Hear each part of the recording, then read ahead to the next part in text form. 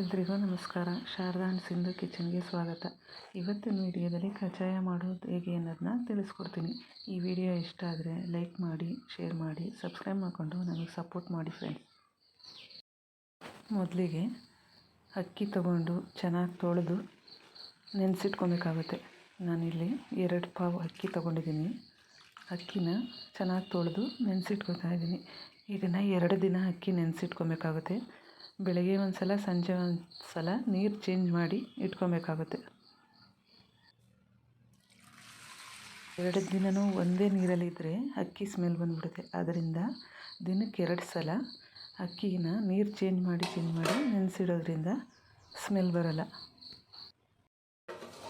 2 ದಿನ 4 ಸಲ ನೀರು ಚೇಂಜ್ ಮಾಡಿ ಇಟ್ಟಿದ್ಮೇಲೆ 3ನೇ ದಿನ ಮಾರ್ನಿಂಗ್ ಅಕ್ಕಿನೆಲ್ಲ ಈ ರೀತಿ ಚೆನ್ನಾಗಿ ತೊಳ್ಕೊಂಡು ನೀರನ್ನೆಲ್ಲ ಸೋಸಿ ಒಂದು ಕಾಟನ್ ಬಟ್ಟೆ ಮೇಲೆ ಹರಡಿ ಒಣಗಿಸ್ಕೊಬೇಕಾಗುತ್ತೆ ನೆರಳಲ್ಲೇ.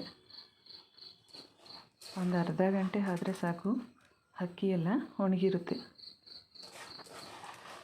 ಫುಲ್ ಎಲ್ಲ ನೀರನ್ನು ಸೋಸಿದ ನಂತರ ಅಕ್ಕಿನ ಕಾಟನ್ ಬಟ್ಟೆ ಮೇಲೆ ತೆಳುವಾಗಿ ಹರಡಿ ಒಣಗಿಸ್ಕೊಬೇಕಾಗುತ್ತೆ. ಅಕ್ಕಿ ಒಣಗುವಷ್ಟರಲ್ಲಿ ಪಾಕ ರೆಡಿ ಮಾಡ್ಕೊಬೋದು.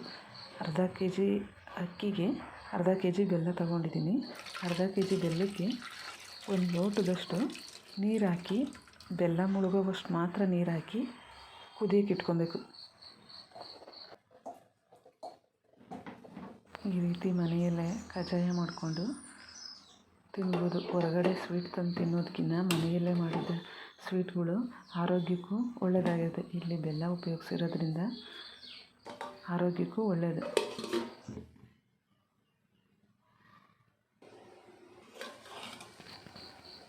ಬೆಲ್ಲ ಈ ರೀತಿ ಕುದಿಯೋಕ್ಕೆ ಬಂದ ನಂತರ ಸೌಟಿಂದ ತಿರುಗಿಸ್ಕೊಂಡು ಬೆಲ್ಲ ಎಲ್ಲ ಕರಗಿದ ನಂತರ ಇದನ್ನು ಸೋಸ್ಕೊಬೇಕಾಗುತ್ತೆ. ಬೆಲ್ಲದಲ್ಲಿ ಏನಾದರೂ ಕಸ ಕಡ್ಡಿ ಇದ್ದರೆ ಸೋಸ್ಕೊಳೋದ್ರಿಂದ ಕ್ಲೀನಾಗಿರುತ್ತೆ.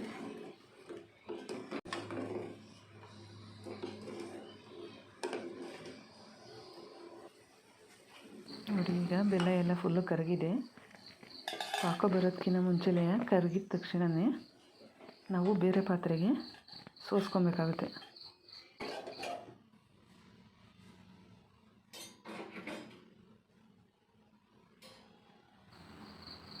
ಜಾಲರಿ ಇಟ್ಕೊಂಡು ಕರಗಿರೋ ಬೆಲ್ಲದ ನೀರನ್ನ ಬೇರೆ ಪಾತ್ರೆಗೆ ಸೋಸ್ಕೊಬೇಕು. ಈ ಬೆಲ್ಲ ಕ್ಲೀನಾಗಿರೋದ್ರಿಂದ ಅಷ್ಟೊಂದೇನು ಕಸ ಇರಲಿಲ್ಲ. ನಂತರ ಈ ಬೆಲ್ಲದ ನೀರನ್ನ ಆ ಪಾತ್ರೆನ ತೊಳ್ಕೊಂಡು ಅದೇ ಪಾತ್ರೆಗೆ ಹಾಕ್ಕೊತಾ ಇದ್ದೀನಿ. ಸ್ಟೀಲ್ ಪಾತ್ರೆಯಲ್ಲಾದರೆ ಕಜ್ಜಾಯದ ಹಿಟ್ಟು ಹಾಕಿ ತಿರುಗಿಸ್ಬೇಕಾದ್ರೆ ತಳ ಹಿಡಿಯುತ್ತೆ. ಅದರಿಂದ ಅದೇ ಅಲ್ಯೂಮಿನಿಯಂ ಪಾತ್ರೆಗೆ ಹಾಕಿ ಪಾಕ ತಕ್ಕೊತೀನಿ. ಚೆನ್ನಾಗಿ ಸ್ವಲ್ಪ ಹೊತ್ತು ಕುದ್ದ ನಂತರ ಪಾಕ ಬಂದಿದೆಯೇನೋ ಚೆಕ್ ಮಾಡೋಕ್ಕೆ ಒಂದು ಬಟ್ಲಲ್ಲಿ ನೀರಿಟ್ಕೊಂಡು ಅದಕ್ಕೆ ಹಾಕ್ಕೊಂಡ್ರೆ ನೀರಿನ ಜೊತೆ ಬೆಲ್ಲದ ನೀರು ಮಿಕ್ಸ್ ಆದರೆ ಪಾಕ ಬಂದಿರಲ್ಲ.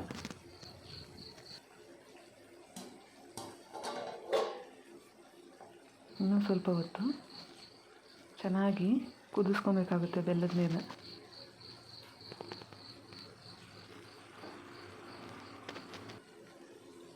ಅಷ್ಟರಲ್ಲಿ ಅಕ್ಕಿ ಒಣಗಿದೆಯೇನೋ ಚೆಕ್ ಮಾಡ್ಕೊಬೇಕಾಗುತ್ತೆ. ಇಷ್ಟು ಒಣಗಿದರೆ ಸಾಕಾಗುತ್ತೆ. ಅದರಲ್ಲಿರೋ ನೀರೆಲ್ಲ ಹೋಗಿ ಅಕ್ಕಿ ಸ್ವಲ್ಪ ಒಣಕೊಂಡಿದ್ರೆ ಸಾಕು. ಅಕ್ಕಿ ಹಿಂಗೆ ಮುಟ್ಟಿದ್ರೆ ಕೈಗೆ ಸ್ವಲ್ಪ ಅಂಟೋ ರೀತಿ ಇರಬೇಕು. ಅಷ್ಟು ಒಣಗಿದ್ರೆ ಸಾಕು. ತುಂಬ ಜಾಸ್ತಿ ಹೊತ್ತು ಒಣಗಿಸ್ಬಾರ್ದು.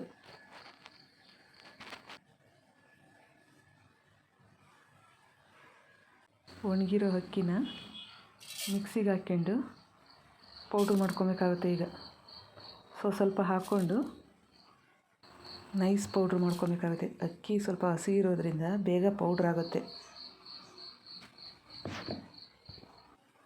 ಮಿಕ್ಸಿ ಮಾಡ್ಕೊಂಬಂದ ಅಕ್ಕಿ ಹಿಟ್ಟನ್ನ ಜರಡಿ ಮಾಡೋಕ್ಕೆ ರೆಡಿ ಮಾಡಿ ಇಟ್ಕೊಂಡು ಅಕ್ಕಿನ ಮಿಕ್ಸಿಗೆ ಹಾಕ್ಕೊಬೇಕು.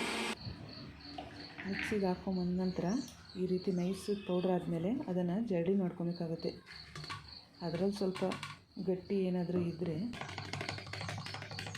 ಜರಡಿಲಿ ಬರುತ್ತೆ. ಅದನ್ನು ಮತ್ತೆ ಹಾಕ್ಕೊಂಡು ಪೌಡ್ರ್ ಮಾಡ್ಕೊಬೋದು.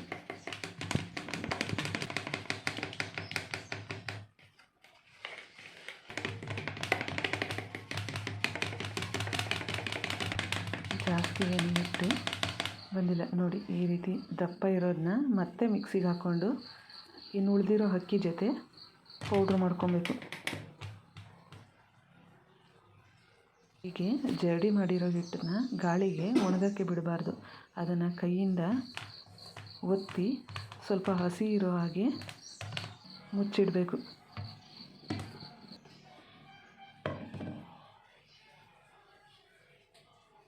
ನಂತರ ಉಳಿದಿರೋ ಅಕ್ಕಿನೂ ಕೂಡ ಹಾಕ್ಕೊಂಡು ಮಿಕ್ಸಿ ಮಾಡ್ಕೊಬೇಕಾಗುತ್ತೆ.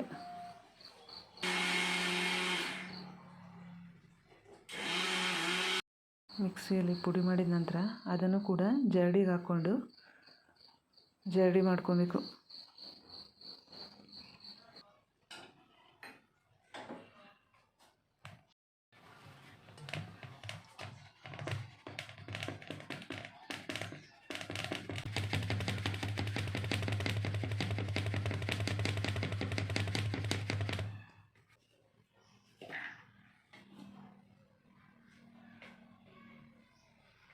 ಈ ರೀತಿ ಎಲ್ಲ ಅಕ್ಕಿನೂ ಮಿಕ್ಸಿ ಮಾಡಿ ಜರಡಿ ಮಾಡಿದ ನಂತರ ಈ ಹಿಟ್ಟನ್ನು ಸಹ ಮೇಲಿಂದ ಕ್ಲೀನಾಗಿ ಕೈಯಿಂದ ಪ್ರೆಸ್ ಮಾಡಿ ಒತ್ತಿ ಇಟ್ಕೊಬೇಕು. ಅಕ್ಕಿ ಹಿಟ್ಟು ಗಾಳಿಗೆ ಒಣಗಬಾರ್ದು ಅಂತ ಈ ರೀತಿ ಮಾಡೋದು. ಈ ಅಕ್ಕಿ ಹಿಟ್ಟು ಮೇಲೆ ಒಂದು ಪ್ಲೇಟ್ ಮುಚ್ಚಿ ಕ್ಲೋಸ್ ಮಾಡಿ ಇಡಬೇಕು. ಇಲ್ಲಿ ಪಾಕ ಕುದೀತಾ ಇರೋದನ್ನ ಪಾಕ ಬಂದಿದೆಯೋ ಏನೋ ಚೆಕ್ ಮಾಡ್ಕೊಬೇಕಾಗತ್ತೆ. ಅದೇ ರೀತಿ ಒಂದು ಬಟ್ಲಲ್ಲಿ ನೀರು ತಗೊಂಡು ಪಾಕ ಹಾಕ್ಕೊಂಡ್ರೆ ಈ ರೀತಿ ಗಟ್ಟಿಯಾಗಿರಬೇಕು. ಈ ರೀತಿ ಬೆಲ್ಲದ ಪಾಕನ ಕೈಯಿಂದ ಎತ್ಕೊಳೋ ರೀತಿ ಇದ್ದರೆ ಸಾಕು. ತುಂಬ ಜಾಸ್ತಿ ಗಟ್ಟಿಯಾದರೆ ಚೆನ್ನಾಗಿರಲ್ಲ. ಇಷ್ಟು ಬಂದರೆ ಸಾಕಾಗುತ್ತೆ.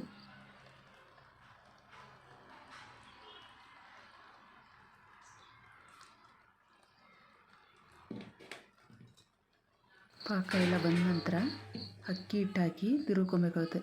ಸೌಟನ್ನು ತೆಗೆದು ನಾವು ಮುದ್ದೆ ತಿರುಗೋಕ್ಕೆ ಕೋಲು ಇಟ್ಕೊಂಡಿರ್ತೀವಲ್ಲ, ಆ ರೀತಿ ಕೋಲಿಂದ ಅಕ್ಕಿ ಹಿಟ್ಟನ್ನು ಸ್ವಲ್ಪನೇ ಹಾಕ್ಕೊಂಡು ನೀಟಾಗಿ ಮಿಕ್ಸ್ ಮಾಡ್ಕೊಬೇಕು. ಒಂದೇ ಸಲ ಹಾಕಿದ್ರೆ ಹಿಟ್ಟೆಲ್ಲ ಗಂಟಾಗುತ್ತೆ. ಅದರಿಂದ ಸ್ವಲ್ಪನೇ ಹಾಕ್ಕೊಂಡು ಗಂಟಿಲ್ದಂಗೆ ನೀಟಾಗಿ ಮಿಕ್ಸ್ ಮಾಡ್ಕೊಬೇಕಾಗುತ್ತೆ. ಈ ರೀತಿ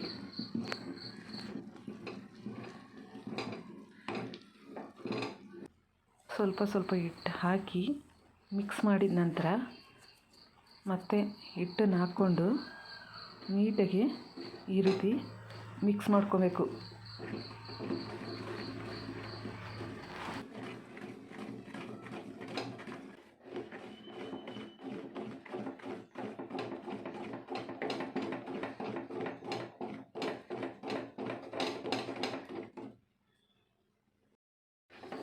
ಎಲ್ಲ ಹಿಟ್ಟು ಹಾಕ್ಕೊಂಡು ನೀಟಾಗಿ ಮಿಕ್ಸ್ ಮಾಡಿದ ನಂತರ ಈ ರೀತಿ ಇರುತ್ತೆ. ಇದನ್ನು ನೀಟಾಗಿ ಮಿಕ್ಸ್ ಮಾಡ್ತಾ ಚೆನ್ನಾಗಿ ಬೇಯಿಸ್ಕೊಬೇಕಾಗುತ್ತೆ. ಹಾಗೆ ಮಿಕ್ಸ್ ಮಾಡ್ದಲೇ ಇದ್ದರೆ ತಳ ಎಲ್ಲ ಸಿಗುತ್ತೆ. ಅದರಿಂದ ಕೋಲಿಂದ ನೀಟಾಗಿ ತಿರುಗಿಸ್ಕೊಂಡು ಬೇಯಿಸ್ಕೊಬೇಕಾಗುತ್ತೆ. ಹಿಟ್ಟೆಲ್ಲ ಚೆನ್ನಾಗಿ ಬೆಂದ ನಂತರ ಲಾಸ್ಟಲ್ಲಿ ಸ್ವಲ್ಪ ಬಿಳಿ ಎಳ್ಳು, 1 ಸ್ಪೂನ್ ಗಸಗಸೆ ಹಾಕಿ ಮಿಕ್ಸ್ ಮಾಡಿದ್ರೆ ಕಜ್ಜಾಯ ತಿನ್ನಬೇಕಾದ್ರೆ ತುಂಬ ರುಚಿಯಾಗಿರುತ್ತೆ. ಗಸಗಸೆ ಎಳ್ಳು ಹಾಕೋದ್ರಿಂದ. ಗಸಗಸೆ ಎಳ್ಳು ಫ್ರೈ ಮಾಡಿ ಹಾಕಿಲ್ಲ, ಹಾಗೆ ಹಾಕಿರೋದು ಎಣ್ಣೆಲಿ ಫ್ರೈ ಆಗುತ್ತೆ.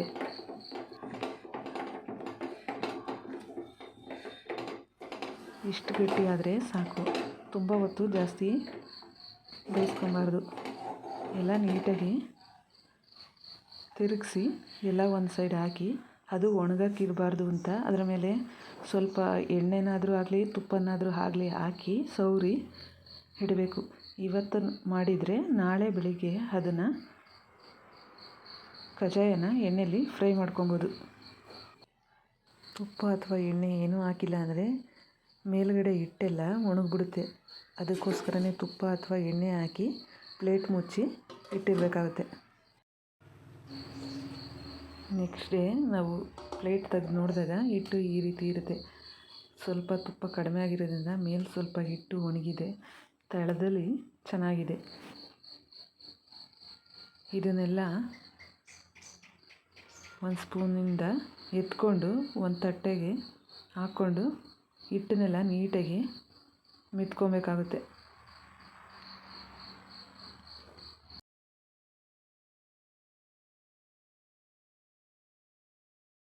ಈ ರೀತಿ ಹಿಟ್ಟನ್ನೆಲ್ಲ ನೀಟಾಗಿ ಸ್ಪೂನಲ್ಲಿ ಎತ್ಕೊಂಡ ನಂತರ ಒಂದು ತಟ್ಟೆ ಇಟ್ಕೊಂಡು ಅದಕ್ಕೆಲ್ಲ ಹಿಟ್ಟನ್ನ ತೆಗೆದು ಹಾಕ್ಕೊಂಡು ಕ್ಲೀನಾಗಿ ಪ್ರೆಸ್ ಮಾಡ್ತಾ ಹಿಟ್ಟನ್ನು ಒತ್ಕೊಬೇಕು.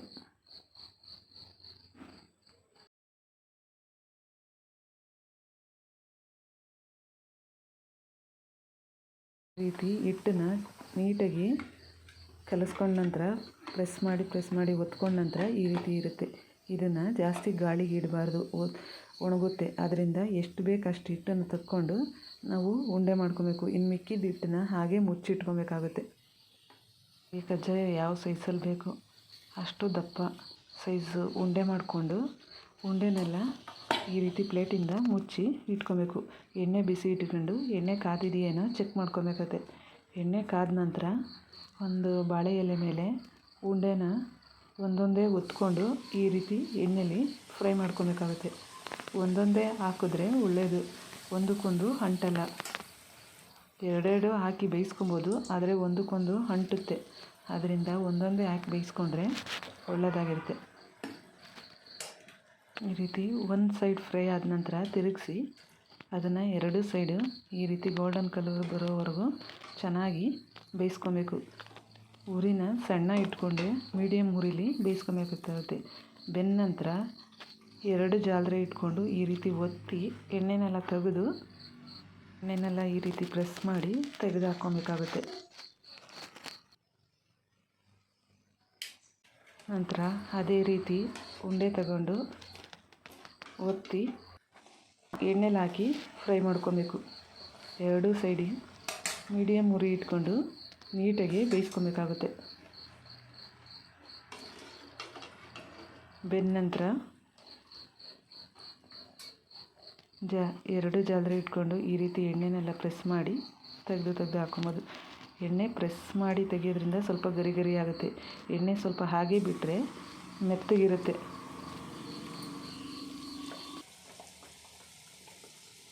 ಮತ್ತು ಉಳಿದಿರೋ ಕಜ್ಜಾಯದ ಉಂಡೆನೆಲ್ಲ ಹಾಗೆ ಒತ್ತಿ ಹಾಕ್ಕೊಂಡು ಒಂದೊಂದೇ ಎಣ್ಣೆಲಿ ಚೆನ್ನಾಗಿ ಫ್ರೈ ಮಾಡ್ಕೊಬೇಕು.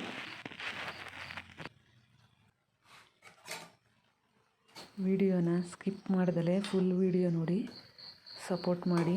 ಹಾಗೆ ವಿಡಿಯೋ ಹೇಗಿದೆ ಅಂತ ಕಮೆಂಟ್ ಮಾಡಿ ತಿಳಿಸಿ.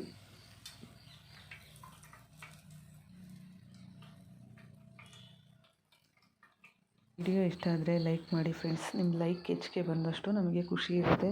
ಹಾಗೆ ವ್ಯೂಸ್ ಬಂದಷ್ಟು ಮತ್ತೊಂದು ವಿಡಿಯೋ ಮಾಡಿ ಅಪ್ಲೋಡ್ ಮಾಡೋಕ್ಕೆ ಇಂಟ್ರೆಸ್ಟ್ ಇರುತ್ತೆ. ವಿಡಿಯೋ ಇಷ್ಟ ಆದರೆ ಶೇರ್ ಮಾಡಿ, ಸಬ್ಸ್ಕ್ರೈಬ್ ಮಾಡಿಕೊಂಡು ನಮಗೆ ಸಪೋರ್ಟ್ ಮಾಡಿ. ಹಾಗೆ ಬೆಲ್ ಐಕಾನ್ ಪ್ರೆಸ್ ಮಾಡಿರಿ. ವಿಡಿಯೋ ಹಾಕ್ತಿದ್ದಂಗೆ ಮೊದಲಿಗೆ ನೋಡ್ಬೋದು. Thank you for watching friends.